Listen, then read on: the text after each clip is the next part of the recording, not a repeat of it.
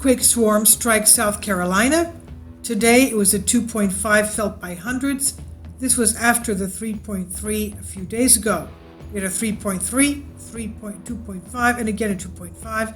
This is officially now an earthquake swarm. So what is going on there? Well, we know that we have an area that the southeast is a tectonic area. Well, it's not on the coast, but in this tectonic area is sloughing off. It's a part of what we call the New Madrid seismic zone, New Madrid Rift Valley area.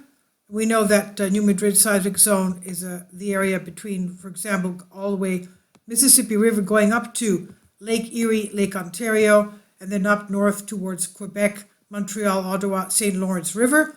And that is an area basically that is splitting off the Appalachian area, moving towards the southeast, towards the Atlantic, because basically the continental United States is breaking into three: the west, the central, and the east. So what is happening here? Let's take a look at the maps. So here we are inside of Berkeley, and this is our area. Let's take a look at this. You can see South Carolina, and let's go in so you can see basically the activity of what's going on the past few days.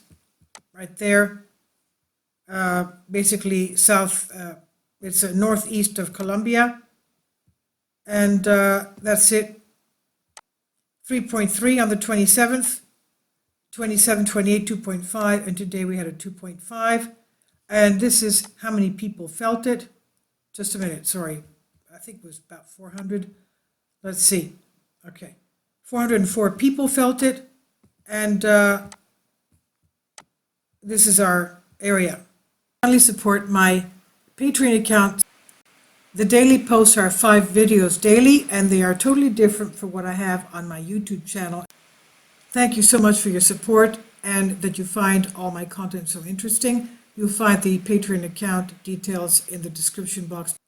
Faults everywhere occurring. Faults, bedrock, usually miles deep. Most bedrock beneath Carolinas assembled as continents collided from the supercontinent 500 to 300 million years ago, raising the Appalachian Mountains. Most of the rest of bedrock formed when the supercontinent rifted about 200 million years ago to form what are now the northeastern United States, Atlantic Ocean, and Europe. We know that the earthquakes here are felt about 10 times more than they are felt on the West Coast.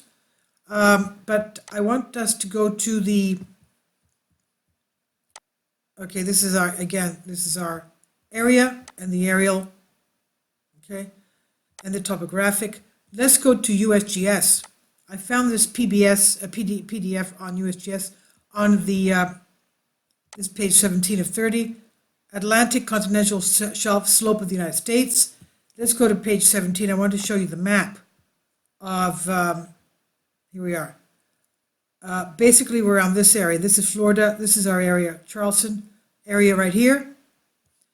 Let's go out a little bit. Okay, Charleston, okay. In from Charleston, okay. Basically, where's Charleston again? I saw it before. Here, around here. Okay, but look at this. This is all sand and silt. Okay, this is gravel. This is sand and silt and clay. This is sand. And this is sandy silt. I mean, you can see that all this area here basically is not very stable. It's soft. And here you have Boston, New York. This is Massachusetts, New York, and low-lying Wilmington. Okay, so that area here is not very, I mean, Long Island, I know, basically is an elevation of about 50 feet above sea level, so it's pretty low-lying. Flooding occurs there quite often around the Rockaways and the Hamptons. So that area, basically all of the East Coast is not at all hard as it is on the West Coast. That's why, for example, in Montreal, I've told you many times my parents were architects, and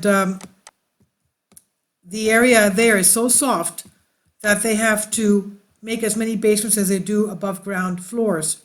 For example, if you had a 5-story building, you'd have to have 5 basements. That's why most neighborhoods in Montreal have subways, because it's so easy to make the subways. Everything is so soft to dig up. Besides the fact that they have very bad winter, inclement weather, very cold winters there. So it's good to have subways taking you to your neighborhood. So all of this is so very, very soft. All of you there, please be very careful. Something is going on with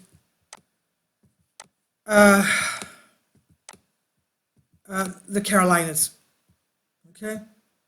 And we know that we also have 5 volcanoes in Maine, 4 of them in a 100-mile area. And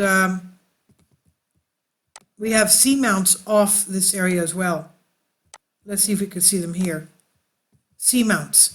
30 seamounts pointing towards the eastern United States. All these are seamounts here. Let's see if we can see them better on the map. We should be able to see them better on the map. Hopefully. Here. Okay. There they are. Right there. All these are seamounts, so they're underwater volcanoes. So all of you there, please be very careful. And I wish you again a very blessed Christmas season and a very healthy and prosperous new year. Thank you for your support. Please leave your comments. Thank you.